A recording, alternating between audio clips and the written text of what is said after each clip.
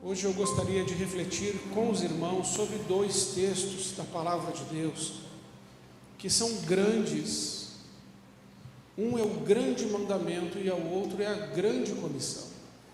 Lucas 10, 27, Jesus vai resumir a lei e os profetas num único grande mandamento, que é este que está aqui.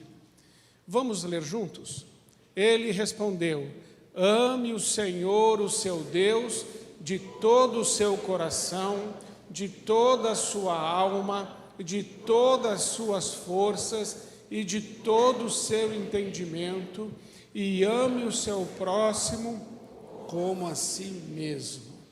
Este é o primeiro e o grande mandamento de Deus. Mas também tem a grande comissão. Lá em Mateus capítulo 28, a partir do versículo 18, Jesus vai nos dar uma grande comissão, um grande trabalho que precisamos fazer, e está ali. Vamos juntos. Então Jesus aproximou-se deles e disse: foi-me dada toda a autoridade nos céus e na terra.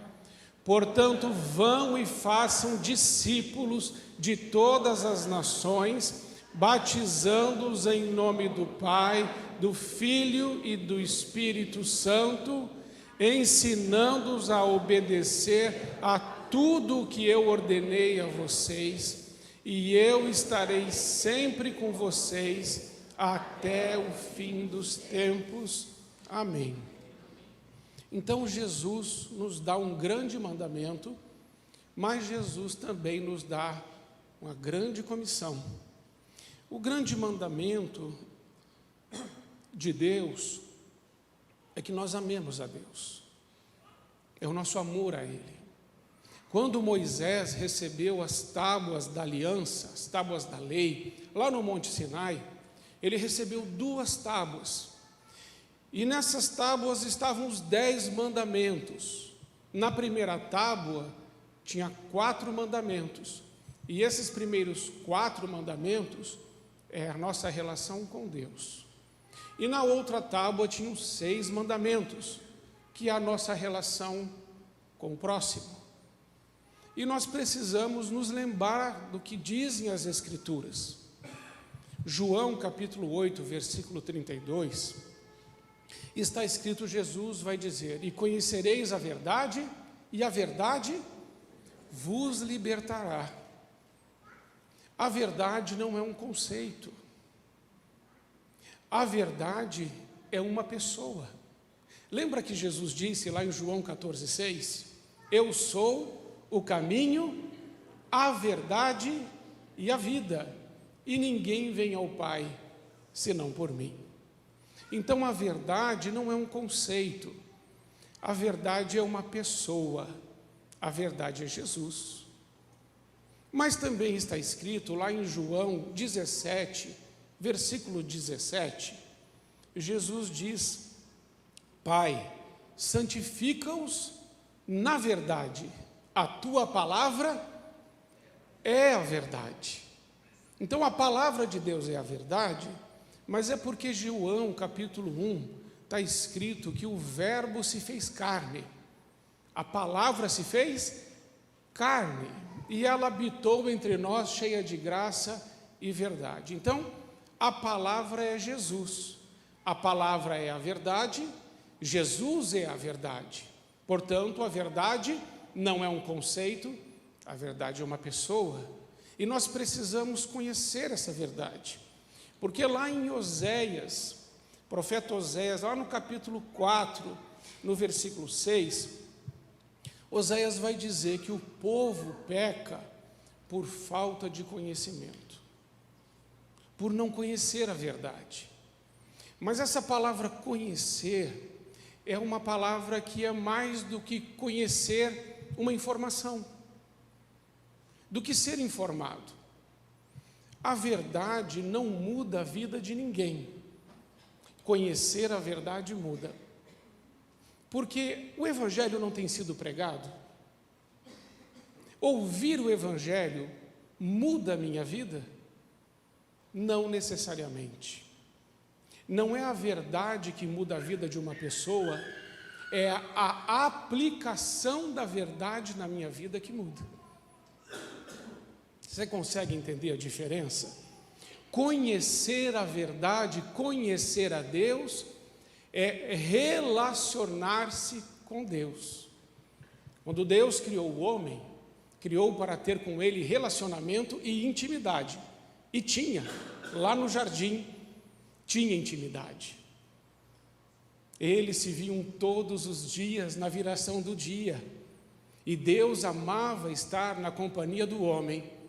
E o homem amava estar na companhia de Deus. Por isso Jesus diz: ame o teu Deus com todo o teu coração, com toda a tua alma, com todas as tuas forças, com todo o teu entendimento. Ame a Deus. E Deus sempre nos amou. Lá em Malaquias capítulo 1, versículo 2, está escrito que Deus sempre nos amou. Eu sempre te amei, diz o Senhor. Deus sempre nos amou. A palavra vai falar isso o tempo todo, de como Ele nos ama. João 3,16 vai dizer que Deus amou o mundo de tal maneira que Ele entregou, Ele enviou o seu Filho unigênito, para que todo aquele que nele crer não morra, mas tenha a vida eterna. Está ali? João 3,16, porque Deus amou o mundo de tal maneira. O que é tal maneira? Não tem medida. Tal maneira significa não dá para explicar o tanto que Ele nos ama.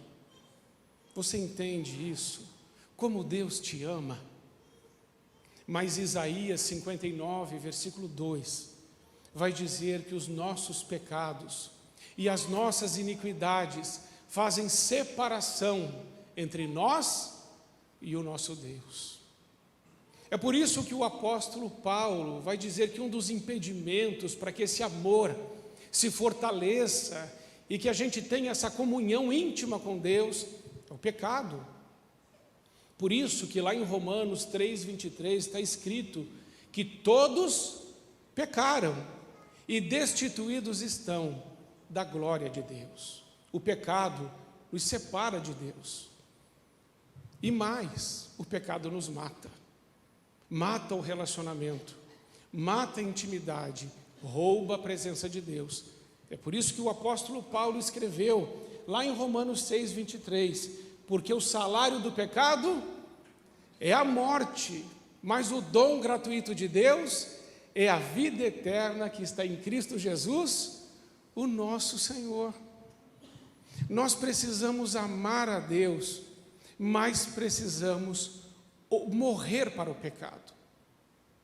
E essa verdade de morrer para o pecado, se não me falha a memória, é Romanos capítulo 6, versículo 10, que está dizendo que Ele, Jesus, Ele morreu para o pecado, mas Ele vive para Deus, porque morrendo, Ele morreu para o pecado uma vez por todas, mas vivendo, vive para Deus. Jesus morreu pelos nossos pecados e vive para Deus. Nós precisamos mandar embora todo o pecado da nossa vida, porque este pecado destrói a nossa comunhão com Deus. Então precisamos entender que não dá para cumprir a grande comissão sem obedecer o grande mandamento. Deus não chamou você para fazer coisas. Deus chamou você porque ama você e quer conviver com você. Deus não quer usar você, Deus quer amar você. Hoje, na nossa sociedade, infelizmente, nós vemos as pessoas amando as coisas e usando pessoas. Nós deveríamos amar pessoas e usar as coisas. Quando é ensinado o primeiro mandamento, o foco é a presença, a intimidade, querer estar com Ele, precisa ter vida devocional. Você tem vida devocional? Vida devocional significa acordar todos os dias de manhã e dizer: Senhor, obrigado pela vida, obrigado por esse dia. Eu sou grato ao Senhor porque eu acordei, porque tenho saúde, e agora eu vou poder fazer as coisas que tenho para fazer, mas antes de fazer, eu quero estar contigo. Antes de fazer, eu quero ouvir a tua voz.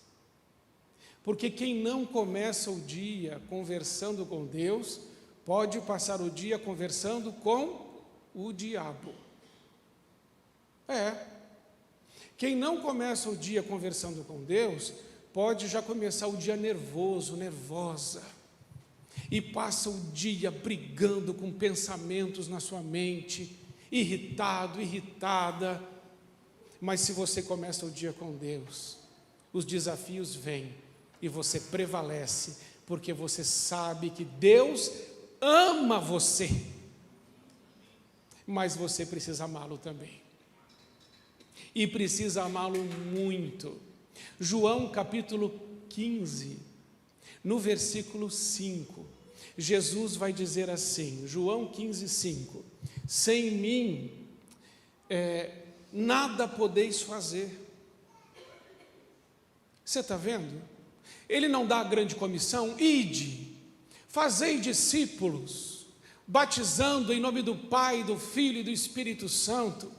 Ele diz isso: olha, vão, façam discípulos de todas as nações, ensinem.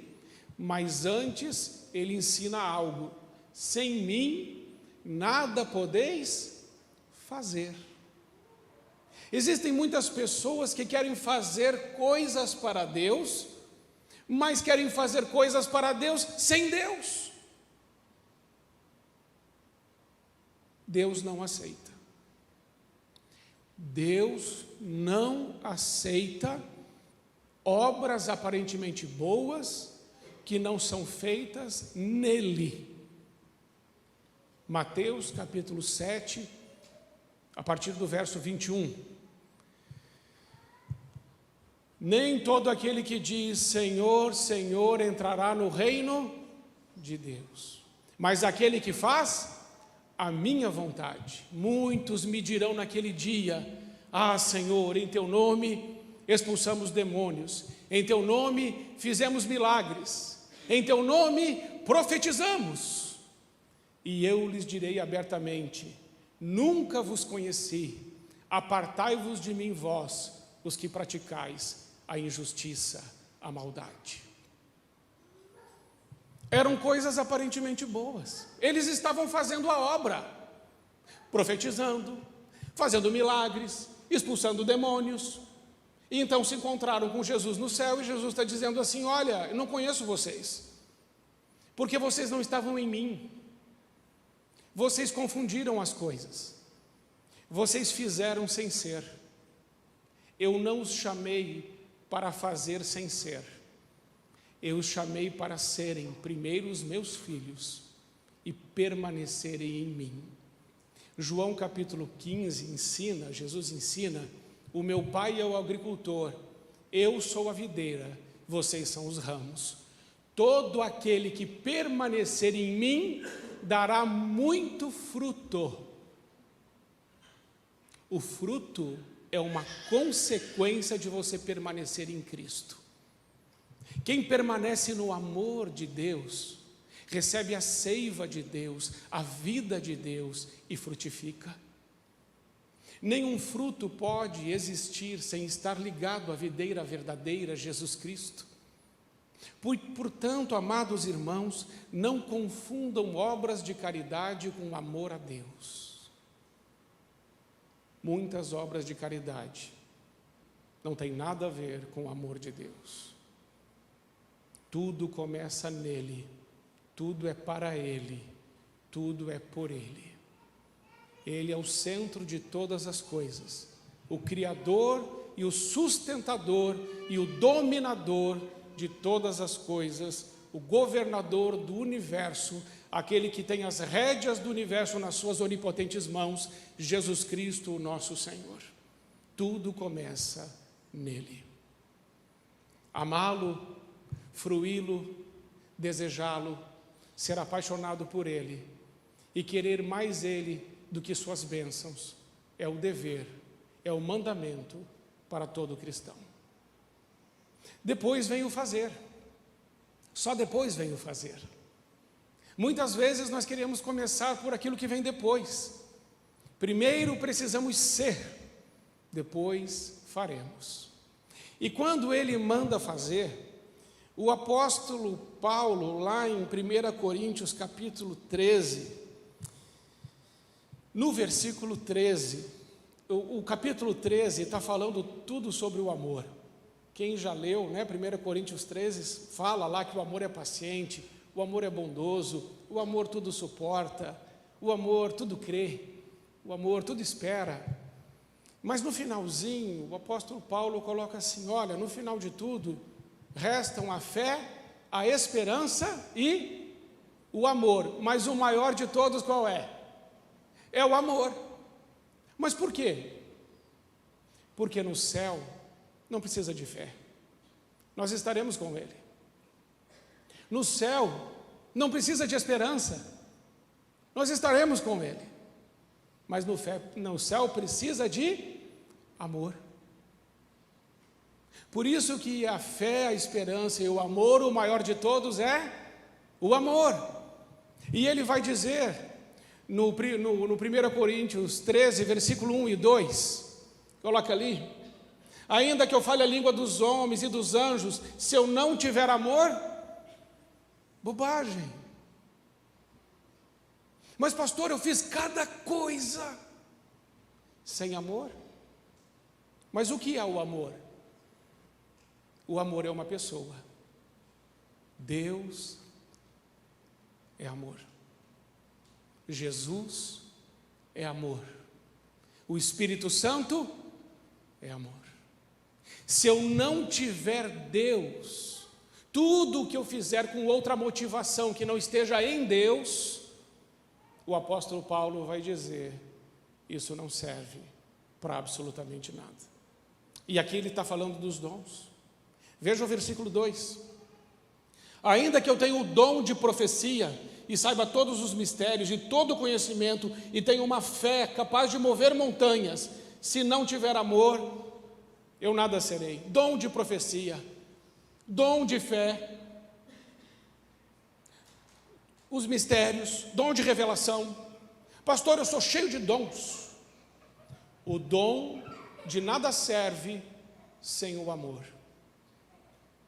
Ah, pastor, eu tenho o dom de falar em línguas. Algumas pessoas sempre me falam isso. Pastor, uma pessoa para ser cheia do Espírito Santo, ela tem que falar em línguas? Tem que falar a língua do amor. Tem que falar a língua do amor. Porque existe gente falando línguas de anjos, que não dá para entender nada, mas aquilo que dá para entender, pouca coisa presta. É melhor você falar 5 palavras carregadas de amor do que 1000 palavras em línguas de anjos. Pastor, de onde o senhor tirou esse negócio? 1 Coríntios 14, versículo 19, põe para mim, faz favor. Todavia, na igreja, prefiro falar 5 palavras compreensíveis para instruir os outros, a falar 10.000 palavras em línguas.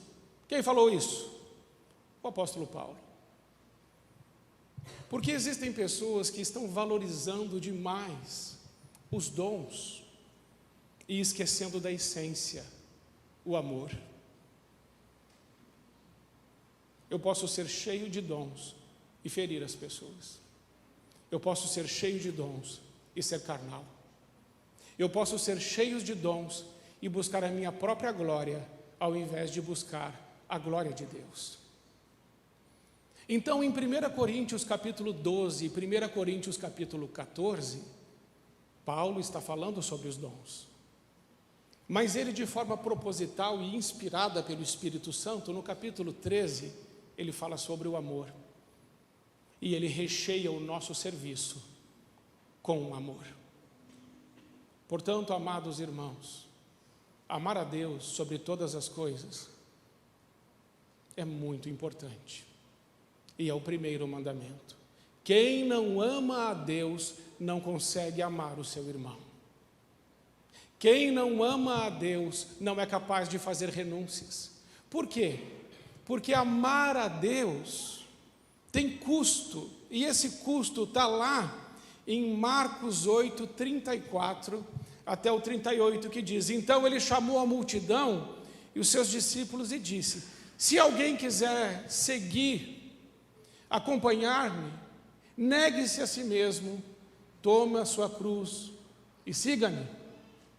Pois quem quiser salvar a sua vida, a perderá, mas quem perder a sua vida por minha causa e pelo Evangelho, a salvará. Pois que adianta o homem ganhar o mundo inteiro e perder a sua alma? Ou o que o homem poderia dar em troca da sua alma? Se alguém se envergonhar de mim e das minhas palavras nesta geração adúltera e pecadora, o Filho do Homem se envergonhará dele quando vier na sua glória de seu Pai com os santos anjos. Aquele que quiser me seguir, renuncie-se a si mesmo, tome a cada dia a sua cruz e siga-me. Jesus diz: se alguém quiser me seguir. O discipulado é voluntário. Porque se vocês lembram, no texto que lemos de Mateus 28, a partir do verso 18, Jesus disse que toda autoridade foi dada para ele no céu e na terra. Foi o Pai que deu essa autoridade para ele. Quem comissiona tem autoridade. Jesus tem toda a autoridade no céu e na terra. E ele disse que nessa autoridade nós poderíamos ir, mas ir para fazer discípulos, não fãs. A igreja, tem muita gente que está aderindo à igreja, mas não está se convertendo. Igreja não é clube. O Evangelho mata todo aquele que crê nele. Existe hoje um inchaço na igreja, que está sendo confundido com crescimento. Para crescer, precisa morrer. A semente que não morre, ela não pode germinar, ela não pode crescer.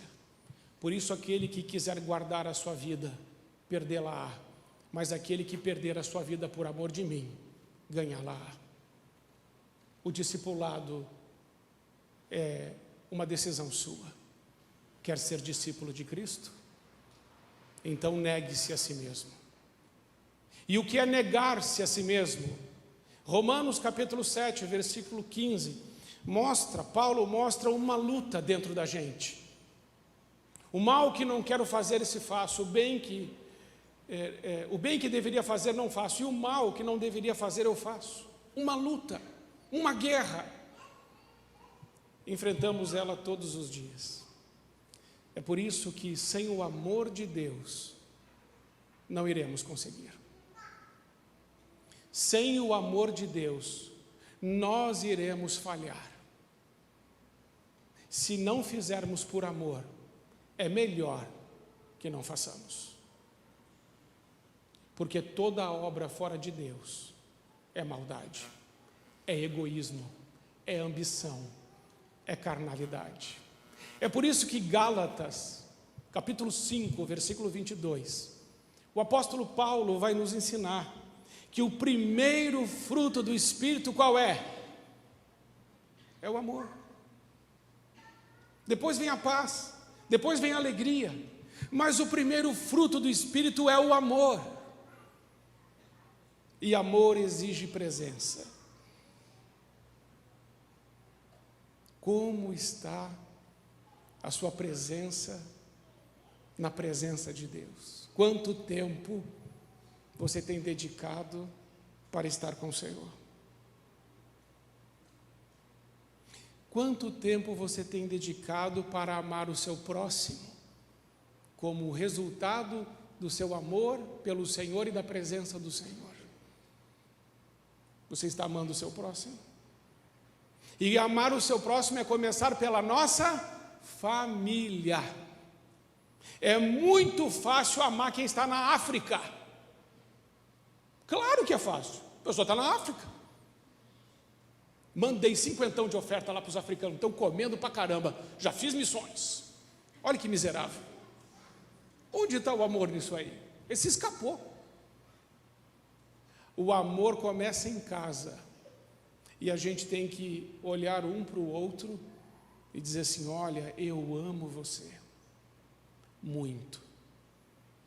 E amar é recuar para o outro avançar. Amar é ficar acordado para o outro dormir. Amar é renunciar para que o outro tenha. Amar é chorar para o outro sorrir. Amar é morrer para que o outro possa viver. Jesus disse: ninguém tem amor maior do que aquele que dá a sua vida pelos seus amigos. Viu, amorzinho? Eu amo você. I love you forever. Não? Mas é só amor? O fruto do Espírito também é paz. Quanta gente gostaria de ter, que a paz pudesse ser comprada. Eu pago para ter paz, mas o dinheiro não compra paz. Paz é fruto do Espírito, resultado da presença de Deus. E a alegria é resultado da presença de Deus, porque a alegria verdadeira vem de Deus. Essa o mundo não pode roubar. A alegria circunstancial, ela vem e vai, mas a alegria de Deus, ela permanece conosco a despeito das circunstâncias. Você entendeu tudo direitinho? Ame o teu Deus de todo o teu coração, com toda a tua alma, com todo o teu entendimento, com todas as tuas forças. Então você conseguirá amar o próximo. Não tente amar o próximo sem amar a Deus. Não tente fazer as coisas para Deus sem estar em Deus. Não inverta as coisas. Comece com Ele. Amém, irmãos? Se fizermos isso, as feridas serão curadas, as dores serão levadas para a cruz, nossa família se fortalecerá. Situações difíceis de resolvermos podem ser resolvidas pelo poder do amor de Deus que está em Cristo Jesus, o nosso Senhor. Vamos ficar em pé, vamos orar? Eu quero fazer um convite a você e um desafio a você. E o meu desafio é que você passe mais tempo na presença de Deus. De você realmente se colocar na presença de Deus e falar assim: Senhor, eu não quero sair daqui antes de sentir a Tua presença, a Tua graça, o Teu amor, o Senhor organizando o meu mundo interior, transformando a minha vida. Eu não quero sair daqui antes que o Senhor fale comigo. Se você tem tido dificuldades de ter uma vida devocional diária, chegou a hora de você dizer para Deus: Senhor, o Senhor para mim é o mais importante, e eu quero assumir um compromisso, que eu vou ficar todos os dias na Tua presença um pouco mais. E não é quando está dirigindo o carro, e também não é quando está fazendo outra coisa, não é? Porque tem gente que é assim, vai ter conversa com o filho na hora que vai pegar o filho na escola. Aí o filho está no banco de trás, você está no banco da frente, o rádio está ligado, você está dirigindo e quer que o filho conte tudo como foi o dia dele. É claro que ele não vai contar. Coisas importantes, você para tudo e fala: filho, senta aqui, olha aqui nos meus olhos, se abaixa na altura da criança e fala assim: e aí, como é que foi? Com Deus precisa ser assim. Você precisa ir na presença dEle, se desligar de tudo e dizer: Senhor, fale comigo. Essa vida passa tão rápido, eu gostaria de viver tudo que o Senhor tem para mim. Então, vamos assumir um compromisso de uma vida devocional. E eu quero chamar você para a gente orar por isso. Porque todas as vezes que você decidir ir para a presença de Deus, Jesus nos alertou, em João capítulo 10, versículo 10, o diabo veio para matar, para roubar e para destruir. Mas eu vim para que todos tenham vida e a tenham em abundância. Então, o diabo vai travar uma guerra contra mim e contra você, para que a gente não consiga passar esse tempo na presença de Deus. Mas eu preciso lhe dizer, é esse tempo na presença de Deus que vai fazer toda a diferença na sua vida. Então você quer orar por isso? Você deseja vencer essa guerra para estar na presença, para estar no jardim, de volta ao jardim? De volta ao jardim? Se você entende que precisa orar por isso, para resgatar esse tempo com o Deus Todo-Poderoso que te ama e que te criou, que morreu por você naquela cruz, e que um dia você irá encontrá-lo pessoalmente, mas você quer valorizar a presença dele hoje, deixe o seu lugar, venha até aqui à frente. Eu quero orar com você, para que você consiga prevalecer na presença de Deus. Pode vir, para que você consiga prevalecer numa vida devocional, aonde você vai ser cheio da presença de Deus, cheio do Espírito Santo, numa vida devocional, aonde Deus vai curar suas feridas, vai te dar direção, vai te trazer a paz, e você poderá amá-lo, e poderá gozar da presença dele, lá no seu quarto, lá na sua casa, com toda a sua família.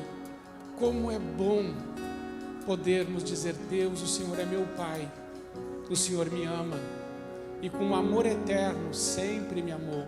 Eu vou pedir que vocês cheguem bem para frente, para que todos os irmãos possam se achegar ao altar. E se você ficou no seu lugar, mas gostaria de fazer esse compromisso, você pode fazer no lugar que você está, não tem problema. Se quiser vir também, venha, porque é bom se movimentar, não é? É bom se movimentar. Vamos orar por isso.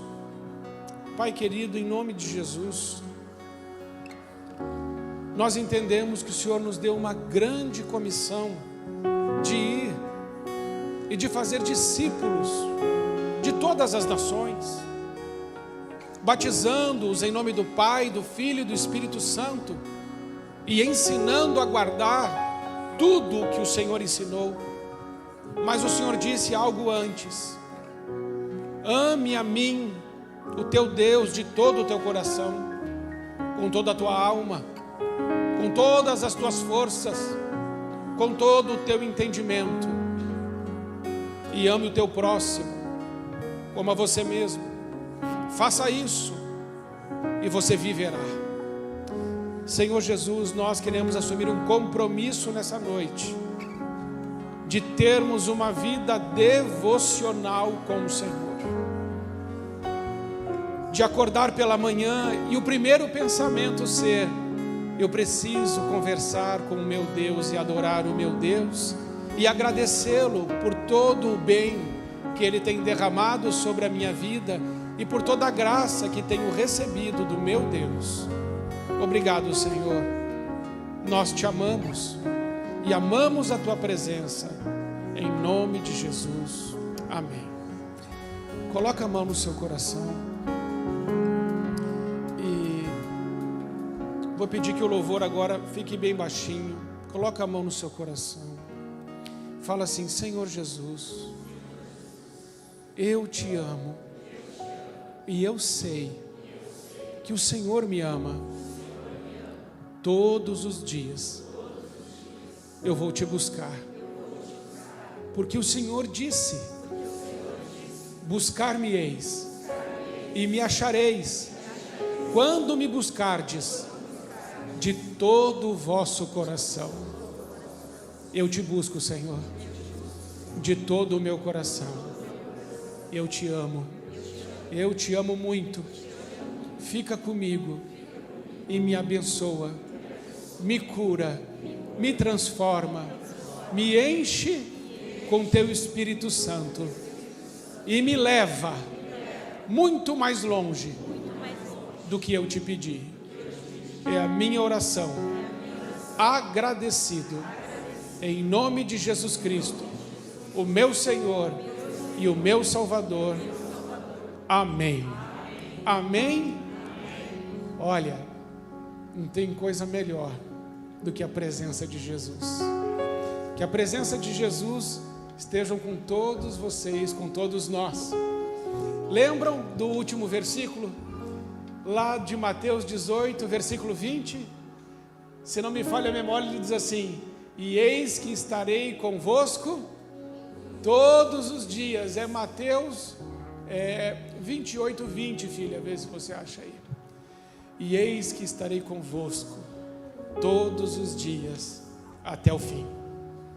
Saiba de uma coisa: enquanto você estiver vivo, enquanto você estiver respirando, Ele fez uma promessa: eu estarei com você, eu não te abandono, eu não te esqueço.